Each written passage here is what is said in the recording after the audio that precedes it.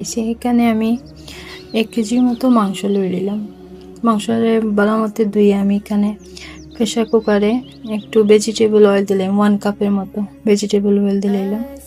তারপরে দিমু এখানে গরম মশলা দেওয়ার পরে পেঁয়াজ দিমু, কাটা পেঁয়াজ, একদম বারিক কাটা পেঁয়াজ দিব। পেঁয়াজটা একটু গোল্ডেন ব্রাউন হওয়ার পরে এখানে দিলাম গোশত,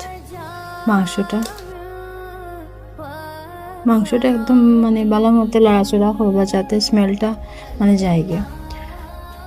এখানে হলদি পাউডার বা লাল মির্চি পাউডার কিছু দিতে লাগে না, বাস আপনি এখানে একটু আদরক রসুনের পেস্টটা ডালি দিবা, শাহি জিরা 1 table spoon, white salt, test বুঝিয়ে আপনারা হোয়াইট সল্ট দিবা। তারপর এখানে আমি একটু জিরা দিলাম 1 টেবিল স্পুন, 2 টেবিল স্পুন ধনিয়া, একটু গরম মশলা দিব। এটা রেসিপিটা একদম সিম্পল। এখানে আপনারা 8 সিটি লাগাই দিবা, 8 বা 6 সিটি দিয়ে। আমার মাংসটা একদম মানে সফট হয়ে গেছে, হাড্ডির থেকে ছুটিয়ে হয়ে গেছে। তারপরে আমি দিলাম চাউল, যে কোনো জিনিস মানে যে কোনো একটা চাউল লইতে পারেন, চাহে বিরিয়ানির চাউল বা এমনি নর্মাল চাউল।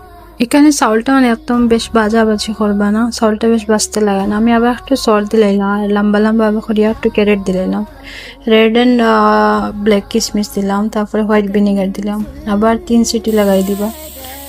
তারপরে আমার সেটা হয়ে গেছে। আপনার যদি ভিডিওটা ভালো লাগে, like comment share and follow করবা অ্যান্ড সেভ করবা। Thank you, by.